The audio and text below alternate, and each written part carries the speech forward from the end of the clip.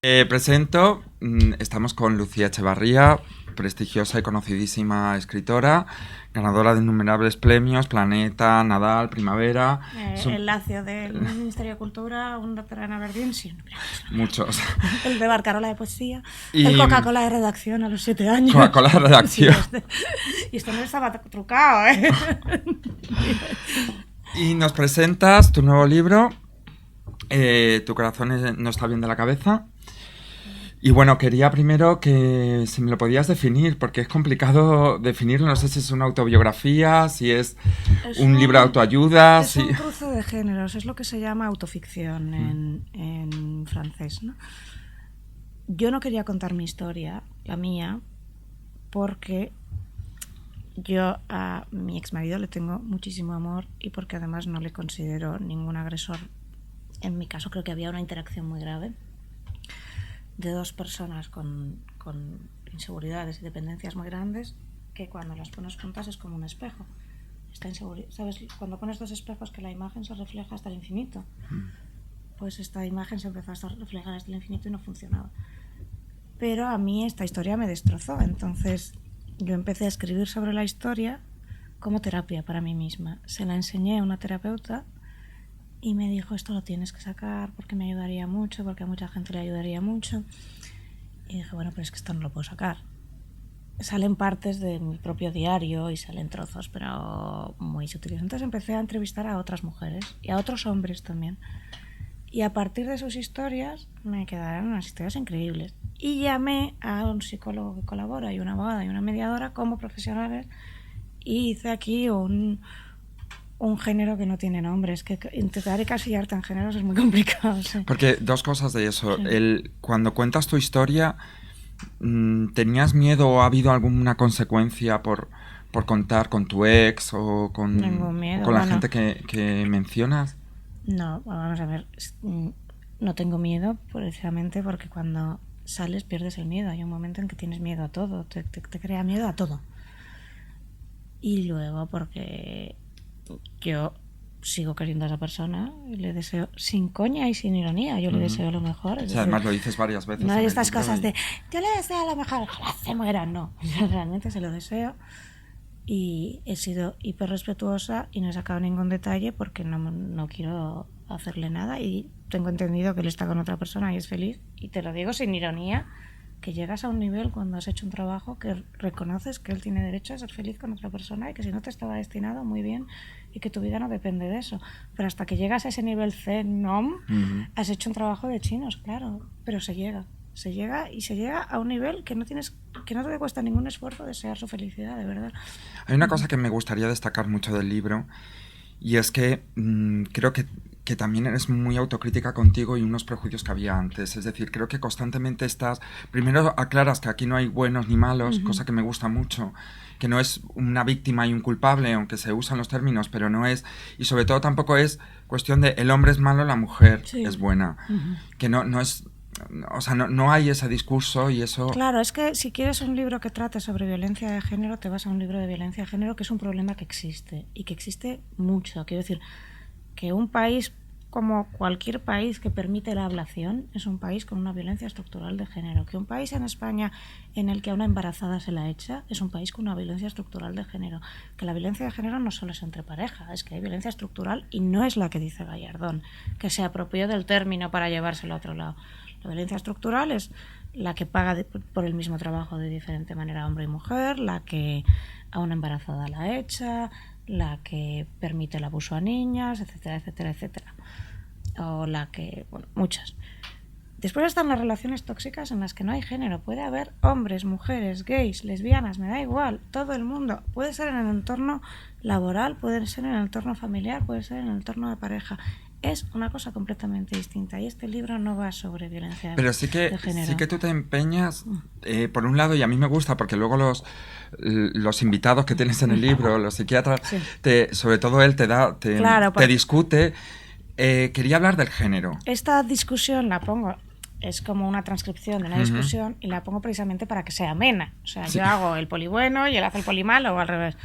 Yo hago porque yo además, antes de encontrarme con una agresora tóxica real, que ya me las he encontrado, vivía en esta nube de las mujeres somos muy buenas, ellos son muy malos. Yo he tenido ese momento también, yo lo he tenido.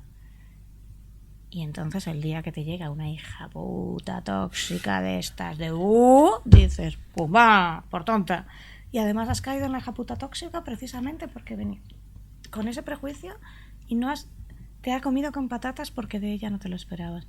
Entonces yo hago este juego y él me cuenta, no, en mi consulta hay hombres y el problema que tienen esos hombres es que como ellos también creen lo mismo, nunca se ven a sí mismos como un hombre maltratado. Normalmente ese hombre que dice feminazi, hija de puta, hembrista, no es un hombre maltratado, eso es un agresor, porque ya te está insultando, nada más empezar. Pues oye, tú eres un agresor, querido, se acabó. El hombre maltratado es alguien que tiene un gran problema para verlo porque la sociedad a ese hombre le llama calzonazos y él no puede admitir que lo es.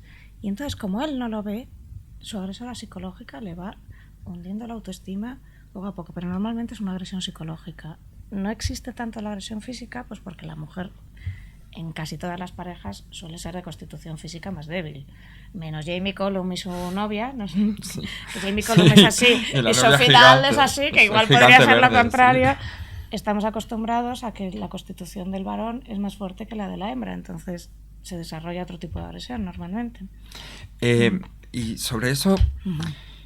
¿Existe, si quitas los prejuicios y las etiquetas sociales? No hay prejuicios, la violencia de género existe. No, este me refiero... No trata de eso, sí, ¿vale? pero me refiero si tú quitas la influencia social y cultural, ¿qué diferencias puede haber entre hombres y mujeres? ¿Hay algo intrínseco, algo genético? No lo sé, hay una influencia cultural que es... La agresora psicológica suele ser mujer, la pasivo-agresiva, y hasta hace poco el narcisista tóxico-agresivo era el hombre. Pero, atención, si tú ves el DMS-4, que es el manual, tú lo sabes porque has hecho victimología, pero esta gente no lo sabe. El manual de criterio diagnóstico de la Asociación de Psiquiatría Europea te suelen decir que el tóxico narcisista, que el trastorno narcisista de personalidad son hombres, hay una prevalencia masculina. Llega Marie-France Irigoyen, la prologuista de este bonito libro. Por cierto, si alguien saca de mi bolso el otro libro, se lo digo a la de prensa que está por ahí, es que hay otro. Bueno, pues llega Marie-France Irigoyen y entonces dice, no, atención, empieza a haber una prevalencia de mujeres también, esto está cambiando. Ahora, ese cliché que había de la mujer agresiva es pasivo-agresiva, o sea, es la mosquita muerta que va yendo por detrás, y el hombre agresivo es el narcisista arrogante y déspota, ya ha cambiado. Entonces, ya te digo que yo, que me he dado con tóxicas narcisistas de narices, de golpe, que son el mal, o sea, estas cosas que dices, el mal existe, es esa señora. Cuando las has conocido se te caen todas las barreras y todos los estereotipos. La sociedad. Señores espectadores, si de un plano a otro ha aparecido mágicamente este libro es porque este libro es mágico y es un libro que va de cuentos de hadas y ¡plum! Se ha materializado con un hada de una varita mágica. Gracias. Óyeme, eso me lleva entonces a preguntarte una cosa. Sí.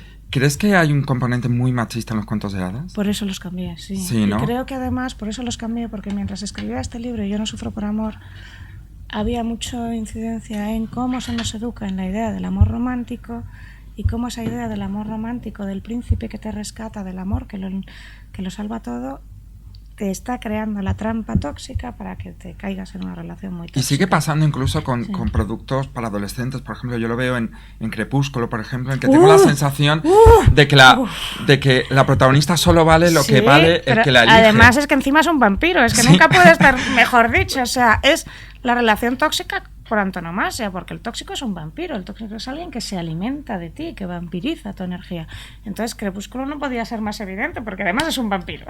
Pero claro, porque es peligroso entonces que las niñas de todo el mundo estén... Es peligroso que las niñas de todo el mundo estén en esto, es peligroso que programas del tipo en el que yo he estado fomenten y legitimen y recompensen la agresividad y estigmaticen a quien llora. Y estigmaticen al débil, y el débil es el peor. Es muy peligroso y por eso, y si quieres después me preguntas, yo salí de ese sitio porque no quería colaborar en eso. Sí, luego hablaremos de ello porque aquí hay mucha tela que cortar. Una de las sensaciones que tenía y hablábamos antes y cuando leía el libro era que tenías mucho miedo, cuando uno estudia también psicología y ve se identifica con todo. Yo me sentía identificado tanto en la relación tóxica, tanto por un lado el dominante como el dominado.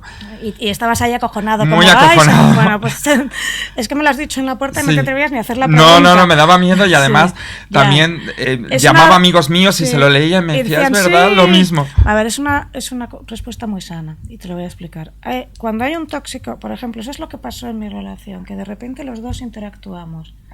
Pero yo creo que ninguno de los dos éramos el tóxico salvaje de verdad, el narcisista clásico, el narcisista, que cuando te cae uno de esos, y repito, yo los he visto, es el mal, y en el libro se explica los que hay que evitar a toda costa, ¿no?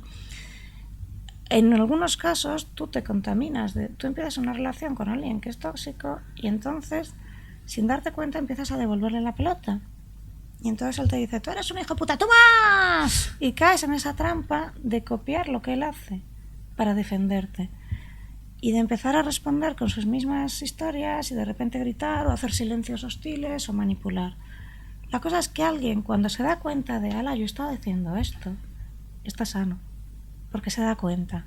Cuando lo lee dice, es verdad, ¿cómo me he pasado? Vale.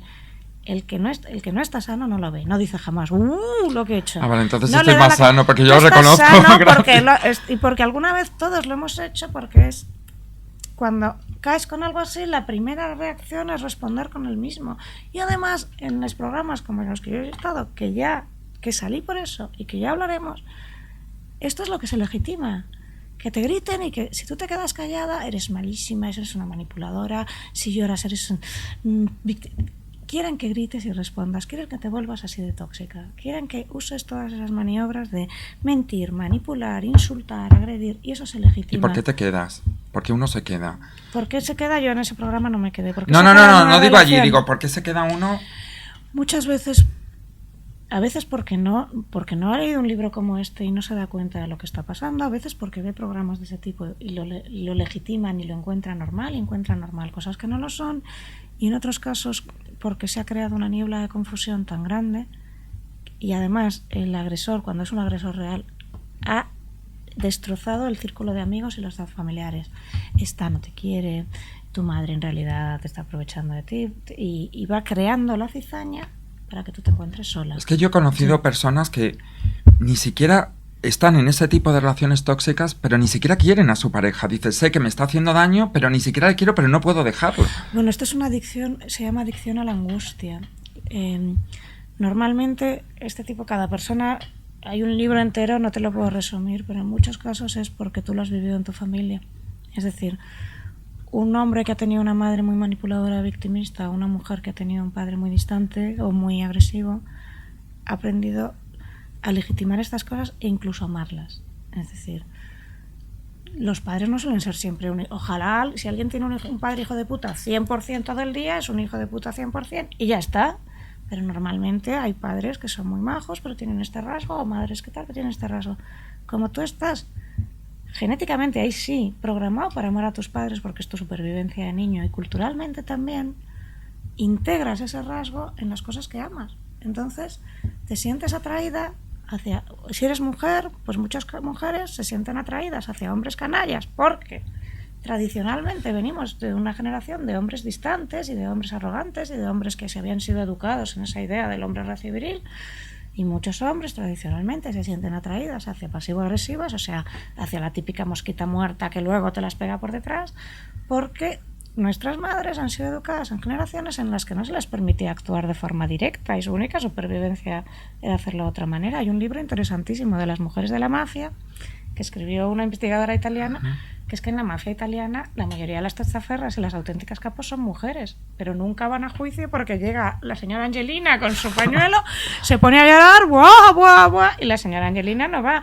Y aquí pasó con una de las máximos capos de una mafia gitana muy grande, que fue uno de los casos más importantes de Mallorca, que no me acuerdo cómo se llamaba, y ella llegó llorando al juicio y decía, es que esos 300 millones de euros que encontraron en el poblado lo han hecho mi hijo yendo al mercadillo por unos euros. Oye, sí, se salió porque sigue existiendo esa idea de ha venido con el pañuelo y llorando, ¿Y esta señora cómo va O sea, que la mujer entonces también puede aprovecharse de ese prejuicio que hay sobre ella, de ese estereotipo. Es lo que se han animado culturalmente. Yo no creo que genéticamente tú nazcas con un gen que te predispone de una manera u otra. Y por eso el estereotipo está cambiando y ahora empiezan a aparecer tóxicas, narcisistas, agresivas, directamente agresivas, porque el estereotipo empieza a cambiar. Yo me doy cuenta, por ejemplo, en las relaciones homosexuales siempre hay ese prejuicio de decir, a ver, ¿quién de aquí es el hombre y la mujer?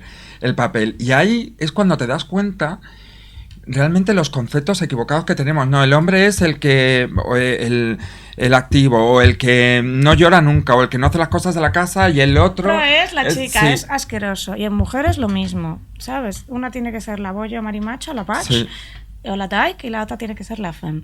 Además es que cuando hay relaciones tóxicas entre gays o lesbianas no pueden denunciar, porque un hombre que se vaya a denunciar a otro hombre que le ha pegado, en la comisaría se le ríen a la cara. Y además le van a llamar mariconas. Bueno, no se lo van a llamar porque la policía española ha cambiado y lo reconozco, a mí muchas veces me han tratado muy bien, pero en la comisaría no se lo van a creer. Empecemos por ahí. No le van a atender como una mujer. Por muy majos que sean los policías, ¿por qué no? Y una mujer le pasa lo mismo. Cuando le agrede a otra mujer, se entiende que esa agresión no tiene importancia. Te voy a poner un ejemplo. Hace poco, una de estas de Gran Hermano amenazó de muerte a su expareja y entonces... Tú imagínate, en el caso van las dos en un coche y una empieza, hija puta, te voy a matar, y lo ha visto todo Cristo y lo declaran. No pasa nada, es que estaba muy nerviosa, y lo dicen así, se quedan tan anchos. Tú imagínate que llega a ser un tío que se mete en la limusina y le dice, hija de puta, te voy a matar. Pero también es verdad que... Orden de alejamiento al canto, ¿entiendes? Sí, pero entonces, también esa es verdad que una relación te puedes decir muchas cosas que no pues tiene no te debes, en el momento en que te dices, hija de puta, te vas a matar, acaba esa relación ya. O sea, te has saltado un límite enorme. A no ser que esa persona te diga, vale, tengo un problema de agresividad, voy a terapia. Pues vale, cuando vengas a terapia y tu terapeuta te dice que has cambiado, tú vuelves y yo te espero. Pero hay una frase fantástica del libro que es del Fred que dice, hay que cambiar para poder volver y no se vuelve para cambiar. Ojo. Pero si alguien te dice eso, adiós relación. Esa tontería que todos hemos oído de es que en una relación te puedes soltar de todo. Mentira. No te debes ni puedes soltar de todo precisamente en el único entorno que te tiene que dar protección, intimidad y afecto. Fuera en la calle ya te va a venir tu jefe cabrón, el taxista agresivo, ya te va a venir todo Cristo a montártelas. En tu entorno privado debe ser seguro, y si no es ese entorno privado seguro, el resto de tu vida va a ser el horror, porque no vas a tener donde refugiarte. ¿No? ¿Y no existe la creencia de si no sufro no hay felicidad? Desgraciadamente sí, porque fíjate, tú piensas, la pasión de Cristo, ¿qué es la pasión de Cristo? Te ponen una corona de espinas, te clavan con unos clavos, te dan latigazos y te echan vinagre en las heridas, o sea, no te pueden joder más, vamos. Y ahora, ese es el origen de la palabra pasión en latín, sufrimiento. ¿Y dónde ha llegado? Ahora llamamos pasión a la relación amorosa, eso es muy enfermo, porque además esa relación tampoco es amorosa. En realidad la gente sana no sufre por amor. La gente verdaderamente sana tiene relaciones que les dan felicidad. Pero es que lo normal no es lo sano. Desgraciadamente lo normal no es lo sano ahora mismo. ¿Y se puede cambiar? Y no te digo yo, o sea, no estoy aquí de voy a daros lecciones. O sea, yo he tenido unas relaciones tan espantosas que no te lo digo te lo digo desde la que ha estado dentro. Y se nota en el libro mucho. Y ha tenido que salir, pero bueno, con unas cicatrices tremendas. Y se nota también que, repito, que lo que más me ha gustado es que no te posicionas. O sea, también eres muy generosa, muy objetiva con tus parejas y con tu responsabilidad. Claro, porque yo las he elegido. De ahí. Yo he estado ahí, yo he entrado ahí y yo he estado en esa pareja. A mí, excepto en casos en que realmente te haya arruinado, te haya pegado, te haya hecho gordísima y fuera... que los hay. Es que tú has estado ahí, no puedes decir, uy, yo era una tierna y dulce princesita, ¿sabes? Yo tenía una brecha afectiva que este hombre ha sabido explotar y yo a la vez, este hombre cualquiera, yo qué sé, pues he entrado. Entonces, incluso en el caso más salvaje que realmente te haya pegado, explotado, no sé qué, párate a pensar por qué entró. Y cuando veas por qué entró, cierra esa puerta. Ciérrala. Ahí está la responsabilidad de la víctima. No quiero hablar de víctimas, bueno, en los casos que haya víctimas de verdad. Vale, trata de relaciones del dominado, tóxicas. Por ejemplo. Este libro trata de relaciones tóxicas, a maltrato o violencia de género, ¿vale? Digamos el que un día se planta. Un día tú tienes una relación horrible y en lugar de quedarte dices, me planto porque estoy hasta las narices, me voy, y ahí te quedas, Maripili, ¿sabes? cuando yo me fui del puto me fui y ya está. Pues a los 8 días, adiós, muy buenas, tal, fuera. ¿Por qué entré? Pues por ignorancia e irresponsabilidad, pero ya he aprendido, entonces no vuelvo a nada de lo que me ofrezcan, ¿sabes? A nada, porque ya sé lo que es y ya sé en lo que te puedes meter. Esto he aprendido, he visto la brecha de ignorancia y responsabilidad y la he cerrado. Y eso en una pareja es lo mismo. Y entonces me llaman muchas veces diciendo, ¿y si es acoso laboral? Mi respuesta es, yo en un acoso laboral, pese a la crisis que haya, pese a todo, vete. Siempre hay trabajo en el día, de verdad. En el día debajo de mi casa buscan cajeras y no es un trabajo tan horrible porque es el día debajo de mi casa en particular, que es el de la calle Santa Isabel, es luminoso y mono y voy yo y me llevo muy bien con las chicas, ¿sabes? Y los chicos. En las peores situaciones de crisis hay un trabajo, de verdad. Quedarte en un entorno laboral tóxico, porque sí, cuando es muy tóxico no vas a ganar. Entonces, me lo dice un montón de gente. ¿Y si es tu jefe? Pues si ves que es ese tóxico narcisista peligrosísimo, mira, me abandono ese trabajo. Ya sé que en entorno de crisis esto es una burrada y la gente me dice de todo, pero es que te merece la pena perder la salud mental, te merece la pena destrozarte en la lucha, porque es que hay gente con la que nunca vas a ganar porque ellos no tienen conciencia de los límites ni el menor sentido moral. Y tu debilidad está, y tu debilidad, tu fuerza ante ti mismo está en que tú los tienes. Mejor es irte. Y tú como victimólogo, yo creo que lo sabes, ¿no? Lo que pasa que... Ya sé que es cuando digo esto me empiezan la crisis, ya lo sé, pero yo lo puedo explicar. Yo estaba en una situación económica muy difícil que me llevó a una situación horrible y sigo en esa situación económica muy difícil. Pero de verdad, ya la arreglaré no sé cómo. Ya se me ocurrirá, vendrá la Virgen a verme, me meteré de puta. Bueno, de puta es que yo a mí no me pagan, ¿sabes? Porque no tengo las cualidades que debería tener, pero, o sea, para la esquina sí, pero para otro nivel, o sea, mucho tendría que trabajar en la esquina, no sé cómo decirte. Pero quiero decir que en realidad siempre puedes ir a otro lado antes que jugarte la salud mental ahí dentro, porque frente a un tóxico real no puedes hacer nada. Nada, tú no eres más que una herramienta. Claro, es que después, este libro se lee diferente después de la experiencia, yo voy a decirlo, de campamento de verano que has tenido este verano. Pero yo repito, yo solo estuve 8 días y me fui. Pero se lee de diferente manera, porque aunque me has dicho antes que lo has escrito, que te has tardado 2 años en escribirlo y demás, se lee yo constantemente porque aquí te centras en las relaciones de pareja, pero no solo de pareja. Yo he tenido amigos que describes muy bien. Sí, el amigo agresivo, el amigo vampiro, sí. El amigo vampiro, el de los mails, hay uno que te saca los mails perfectamente redactados echándote cosas en cara. Sí. Ay, ese amigo lo hemos tenido todos. Ese amigo que te manda un mail y te dice... El día 13 por la noche, completamente cuando estábamos en el low cost y tú bebías una paipiriña y yo te dije, Mari, pásame lo que sea, lo iba a decir, pero voy a callar.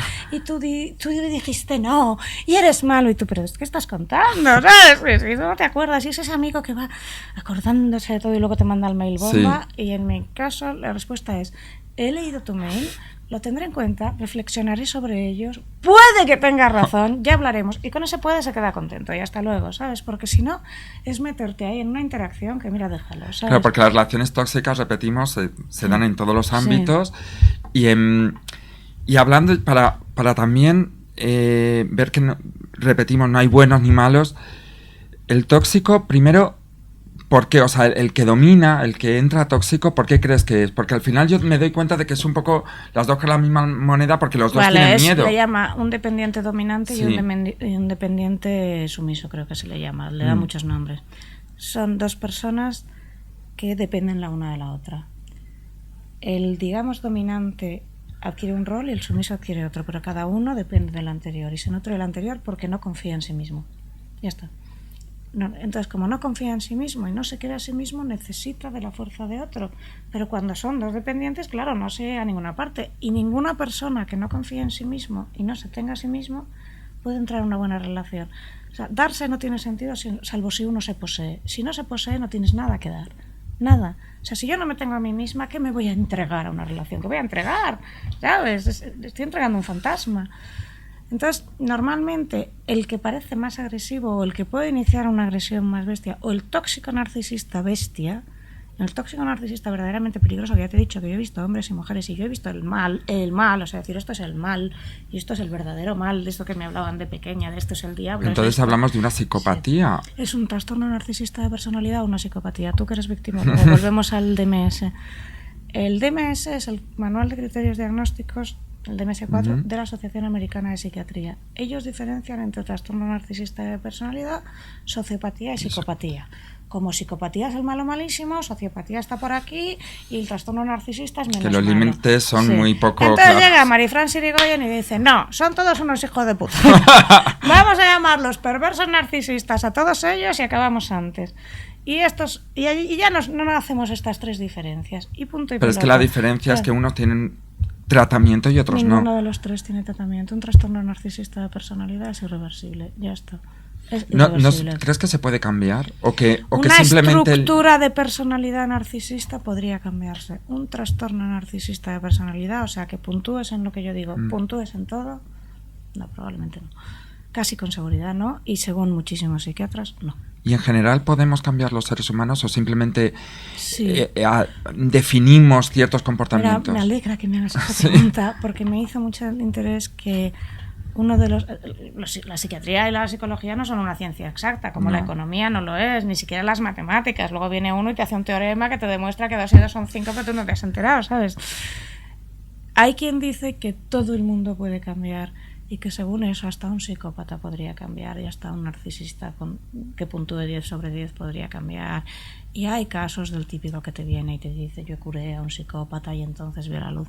Yo personalmente no lo creo. Pero siempre encontrarás a uno que te diga que sí. Es que claro, la falta de empatía, de hecho también hay estudios que demuestran que la falta de empatía también tiene que ver con una parte del cerebro. Me encantaría que estuviera Alfred aquí, porque él me explicó que tenía pacientes psicópatas que lo habían asumido, que esto es muy fuerte, o sea, que hay alguien que llega y dice, me he estado dando cuenta de que me pasa esto, no sufro por ello, pero me he estado dando cuenta, y que lo único que logra es tenerlos controlados. Es decir, es como controlar... Dexter, ¿no? Un poco. Sí, es como Dexter, sí. exacto. Es que esta persona, pues no, toda esa canal agresivo, pues igual lo focaliza en otra cosa, etcétera, pero que no puede hacer más. Y que además, esto me contó también otras de las psiquiatras a las que entrevisté, que me lo contó Marifrans también, es que cuando les llega uno, le dicen a él, uy, tengo super cola de pacientes, no te puedo tratar, y se van llamando a todas las amistades de cuidado, si te llega fulanito Pérez o menganita González, no lo metas en tu consulta, porque les tienen miedo, porque no hay nada peor que un paciente muy tóxico que acaba contagiando a su propio terapeuta.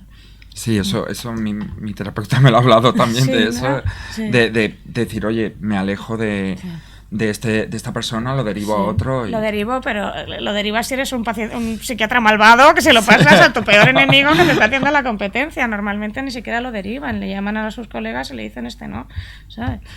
Pero entonces ya lo dan por perdido. Claro que lo dan por perdido. Es que además en las relaciones personales hay gente que debes dar por perdida. O sea, yo a mis parejas no les he dado por perdidas y con la mayoría me llevo bien, con reparos y con un límite, o sea, es decir, esto llegó hasta aquí, no llega más, pero ha habido esto y nos queremos hasta aquí.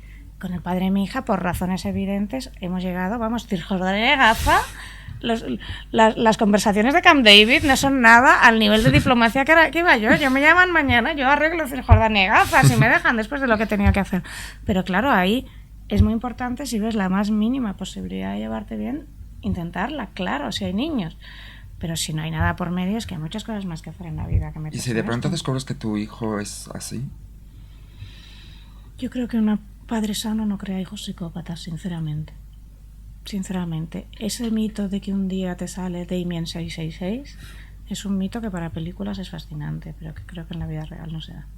Entonces, estás diciendo que la psicopatía o nuestros comportamientos dependen principalmente de la educación.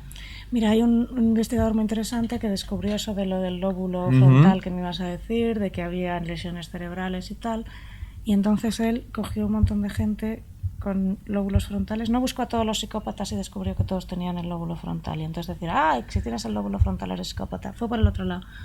todas las personas que tenían la lesión aquí, no me recuerdo dónde, pero estamos diciendo el óvulo frontal, igual era otro, pero no, que tenían la lesión en cuestión. Nunca supe aprendérmelo exactamente. La lesión identificada y vio cuántos habían convertido en psicópatas y cuántos no. Y entonces eran los que no habían degenerado en un comportamiento psicopático, venían de familias muy estables y sí que tenían rasgos de...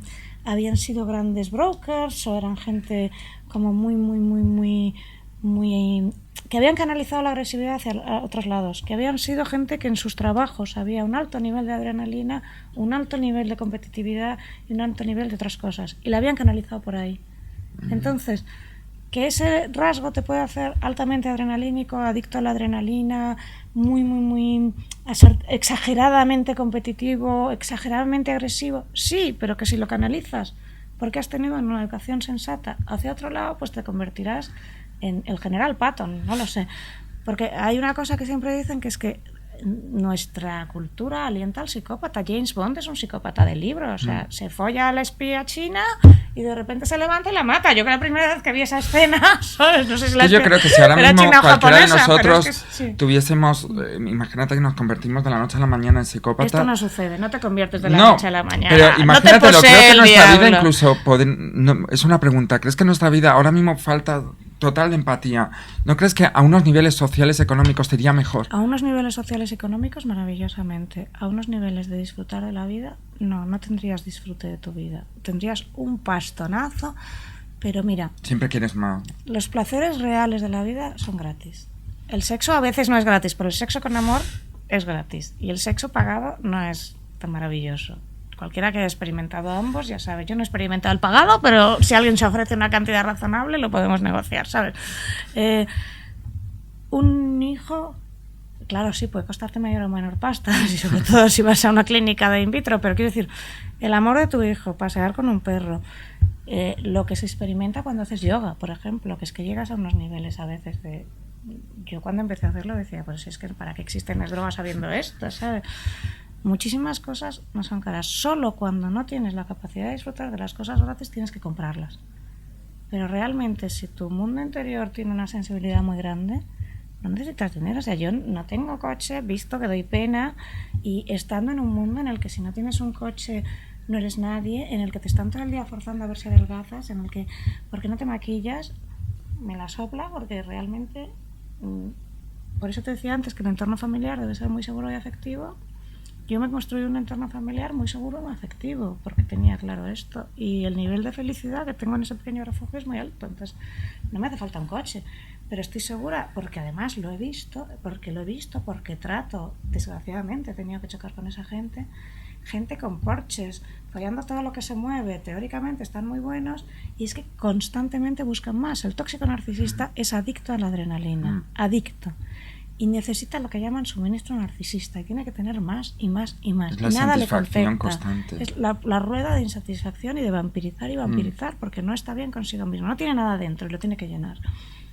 ¿Qué le dirías a alguien que no se ha enamorado nunca por miedo, principalmente? Porque es que después de leer esto da miedo enamorarse, la verdad. ¿Existe ese caso? Yo no creo que haya nadie que no se haya enamorado nunca. Es que es imposible no haberse enamorado existe. nunca. Sí, pues ¿eres te lo tú? presento, no, te lo presento cuando quieras. O sea, conozco gente o que no ha tenido una pareja o porque el amor platónico consideras amor. O sea, lo que es yo considero pareja. Cualquier cosa amor, o el amor con tu perro es amor. Vale, o sea, pero el amor de ayer, pareja... Mira, me hablaba un periodista que se le había muerto su perro de 11 años y que casi no podía hacer la entrevista porque estaba hundida. Me decía, es que nadie lo entiende. Yo lo entiendo perfectamente. Pero cuando se te muere un perro, es que es una relación de amor tan profunda, de un amor totalmente incondicional, que bueno, que la gente se escandaliza. ¿Cómo lo puedes llamar que es más fuerte que un novio? Pues los que hemos tenido perro 20 años saben que te deja un novio... son más fieles y leales, yo lo he vivido. El vacío que te deja un animal de compañía es tremendo. Entonces es... que no sé por qué viene la pregunta. No, me refiero, pero... ¿El amor platónico es amor? Claro. Tóxico, ¿no? Porque al final, al no ser correspondido, tú te lo guisas, tú te lo comes en la cabeza. Imagínate que son dos personas, vamos a poner que sean Miguel Ángel Buonarroti, esta que se lió, que él era gay y ella era un amor, Victoria creo que se llamaban, no me acuerdo. Miguel Ángel Buonarroti tiene unas cartas increíbles a una mujer, Miguel Ángel Buonarroti era gay, sí. y ahí se respira un amor increíble. Hay una relación que seguro que todos... Pero entonces no es de pareja, es amistad. Pero es que el amor es una energía que puede canalizarse por muchísimos lados. Entonces no necesariamente siempre necesita sexo, ¿entiendes? Porque eso es otro problema que le meten a mucha gente, que es el amor implica sexo. Entonces llega una pareja que lleva 4 años o 5 años junta y el sexo va parando y dicen, ya no estoy enamorado. No, sigues profundamente enamorado. Lo que pasa que ya no tienes el nivel adrenalínico del principio, ya está. Pero cuando te meten eso te encuentras a uno que dice, ya no estoy enamorado, cuando tiene una relación que cuánta gente desearíamos, profunda, de intimidad profunda, de confianza plena. Y eso es la trampa mortal. ¿Podrías casarte con un hombre que tuvieras esa relación y mal sexo? Sí, seguro.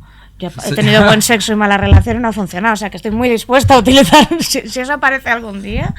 Yo nunca lo he visto, no lo he probado, pero he probado lo otro. Horrible relación que se arregla la bronca con polvos increíbles, que además, como esto lo ha visto todo el mundo, la relación espantosa, ¿esto luego se edita o se va a toda larga? Bueno, depende, no lo sé. Vale, pues como yo tenía... Bueno, pues pon una que sea el bruto vale. entero en Sí, algún sí, sitio de sí, internet. no, Normalmente se pone entero. Sí. La conversación es muy interesante, si editas lo llevas por otro lado. Bueno, para todos estos que hayan visto esa relación que yo he tenido, que tú has tenido, que la chica de la cámara seguro que ha tenido y lo va a entender, que es... broncas del recarajo y luego un polvo que tiembla en los cimientos. ¿Por qué sucede esto? Primero, porque tú estás tan mal, el resto de tu vida está tan mal, que ese polvo parece mucho mejor de lo que en realidad es. Va sin coña. Probablemente en una relación tranquila este polvo sería uno de tantos, porque no estás usándolo de ansiolítico, ¿vale? Y segundo, porque la bronca genera tal adrenalina que de repente la confundes con la adrenalina sexual. Y entonces te metes en una rueda del perro de Pavlov. Estímulo-respuesta. Bronca, reconciliación de polvo. Bronca, reconciliación de polvo. Eso es altísimamente tóxico. Y entonces te quedas enganchado a esa adrenalina y es como un yonki de su chute. La única forma es pasar el mono que estarías pasando de cualquier otra cosa, como si hubiera sido cocaína o café o Coca-Cola Light o Red Bull, que yo tuve un mono de Red Bull cuando tuve que dejar el Red Bull, porque a mí nadie me había dicho que el Red Bull tenía taurina y que eso es lo peor. O yo he tenido, o sea, yo no me he metido nunca a drogas ilegales porque soy asmática, porque soy epiléptica, pero he tenido jarabes de codeína y lo que nos daban de la efedrina a los asmáticos es que el día que lo dejaba hacía Terbasmin, ¿vale? Pues de verdad, el mono de Terbasmin, que es lo peor que le deseo a nadie, no es el mono de Terbasmin comparado con el mono de sexo. Vamos, antes el Terbasmin, y no sé cómo será el de la cocaína, pero debe ser igual. Lo que te quiero decir es que los monos se pasan. Si tú eres capaz de decir, bueno, yo dejo de ver a esta persona y aguanto el monazo que me va a caer, y ya está, y aguanto ese síndrome de abstinencia como sea, de repente, a los X meses, es que ves a esa persona y no te pone, porque todo era una droga. Te voy a poner esta entrevista al 80% de mis amigos en diferido. Hablando de mis amigos, como te decía antes, anoche tuve que leer el libro a unos amigos porque pensaba que se iban a sentir identificados, y te traspaso una pregunta de un amigo. Que necesitaríamos hacer preguntas de oyentes, pero bueno. ¿Es posible que el dominante pueda hacerlo en una pareja y en la siguiente no? Lillian Glass dice que sí. Landy Bancroft dice que no. Marie-France Irigoyen dice que no. Esta pregunta se ¿Y Lucía Echevarría? Yo creo que, vamos a ver, que ese dominante encuentra una pareja muchísimo más pasiva que lo que la era la primera pareja. Ese dominante está con una persona que tiene cierta autoestima y cierta salud mental, y esa persona se empieza a defender, y entonces él, para ganar territorio, empieza a gritar muchísimo más. Pero de repente se encuentra a la mosquita o mosquito muerto que no responde. Entonces no necesita hacer las tácticas tan agresivas. Parece que está menos dominante, es igual de dominante. Simplemente no tiene que marcar tanto territorio. Pero puede que lo haga de formas mucho más sutiles. Normalmente su pareja, la persona dominante va a tener una pareja dominada. A veces va a sacar su grado toxiquísimo porque una pareja tiene un poco más de autoestima y se revuelve como gato panza arriba, y a veces ves al típico en relaciones, me da igual que sean lesbianas, gays, heterosexuales, lo que sea, que con una era que te vienen, pues con Maripili se lleva muy bien. Voy a contar una anécdota fantástica. En uno de estos casos de con Maripili se lleva muy bien, y además a mí, y diciéndome a mí, es que claro, tú tienes mucho carácter, pero él ahora con Maripili se lleva muy bien, y pasándomela así por la cara, vale, Maripili rubia, ojos azules, angelical. Años después me viene uno de sus amigos y me dice, te tengo que pedir perdón por lo mal que te tratamos, y me comenta que a Maripili le llaman la zapatilla porque la trata como una zapatilla. y que él ya había visto que este chico, aparte de tratar fatal a Maripili, cuando su amigo del alma se interpuso en su camino por un trabajo, pues las mismas tácticas agresivas se las tiró a su amigo del alma, porque un agresivo va a ir a cualquiera que se interponga en su camino. Mientras tú no te interpongas, maravilloso, puedes soltar todo el encanto del mundo, pero si no, no. Hablando de eso, tenemos que pasar por ahí. Sí, pasa. Repetimos que este libro tiene una importancia... Ya cogí un vaso de agua. Tiene una importancia determinada para los que conocen lo que ha ocurrido este verano de tu paso, que polémico hay mucha gente paso, que no lo conoce, porque como esto se pegó una hostia de audiencia de cuidado, pues no lo conoce. Yo he oído, te voy a decir cosas que he estado oyendo. ¿Es verdad que había una penalización de 40.000 euros que has tenido que pagar una vez te has ido? Es verdad que existe una cláusula de confidencialidad, por lo tanto, si esa cláusula existiera, yo no te lo podría decir. Vale. Y hablando de dinero, en Sálvame hay una cifra parecida que también me han dicho que te han ofrecido y que tú no estás negando para volver. Si existe una cláusula de confidencialidad que yo hice al entrar, no te lo podría responder. Sí es cierto que las cantidades salieron en dos casos. Marta del Castillo, cuando se lo pagaron a la madre del Cuco, no sé cómo salió, y Mónica Pont. Que no las hice públicas yo, las hizo pública ella al hablar de su divorcio. Ella al hablar de su divorcio ya hace que la sentencia que era pública se difunda, si no, no se hubiera difundido porque no hubiera tenido interés. Y en esa sentencia vienen las cantidades que se cobran. Del comportamiento de allí repito, las sentencias son públicas y no son noticiables, excepto que las personas implicadas lo conviertan en hecho noticiable, pero las sentencias siempre son públicas. Es decir, si tú mañana te peleas con tu primo, pues no sale esa sentencia porque a nadie nos importa, pero si Rajoy, personaje público, se pelea con su prima, esa sentencia es un hecho noticiable. Si esta señora no hubiera hablado previamente de su relación, de su situación, y no hubiera cobrado por ella y no la convirtiera en hecho noticiable, esta seguiría siendo pública, tú podrías acceder, pero nadie hubiera tenido interés en difundirla. Esta sentencia la publicó El País, y numerosísimos medios. Muy bien. Pues nada, Lucía, bueno. Ya... te quería preguntar, que antes me ha comentado abajo, ¿qué tal con Santiago Segura? Es que me ha hecho mucha gracia, lo siento. Que en la juventud tuvimos una relación y me llamaba Alimaña, es lo que te he contado. ¿Cómo? Me llamaba cariñosamente Alimaña, cosa que me sentaba muy mal. Entonces era Alimaña, no sé qué. Y era como... Pero bien, ¿terminasteis bien? Sí, bueno, a mí no me gusta que terminamos en una bronca, ¿no? Es una relación corta y poca, ¿no? Y ha tenido relaciones muchas más importantes que yo y con mujeres mucho mejores. Pero recuerdo una cosa que yo no sé si él recuerda, que empezamos a gritarnos a la salida del Vips, cosa que digo que nunca se debe hacer. Y él me dijo Alimaña, y yo no sé si le dije gordo o algo así, pobre, lo siento Santiago, porque además ahora no lo estás. Y de repente yo hago así, veo como 25 personas mirando, ¡mira, Santiago Segura, Torrente! Y era cuando ya no estábamos juntos. Y yo como, uy, ¿sabes? Y entonces, pero no, yo le conocí muy joven. Voy a contar una anécdota muy graciosa. Yo le conocí muy joven. Él escribía cómics y yo trabajaba en otra cosa. Y a mí el chico me gustaba. Y un día yo vivía con una pija que me dijo, no te irás a tirar a ese gordo. Y solo por eso dije, ¿sí? Venga. Pero me pareció tan despectivo, despreciativo y tan estúpida la tía que dije, mira Santiago, luego no salió, pero era un chico y es muy encantador en distancias cortas, muy divertido y que tenía muchísimo encanto y que a las mujeres les gustaba y les gusta porque hacía reír mucho. ¿Sabes? Sí, es que al final... Sí. Era oso antes de que existieran los osos, sí. Además me están llamando por ahí. Bueno, Lucía, un placer tenerte y ha sido muy interesante. Gracias.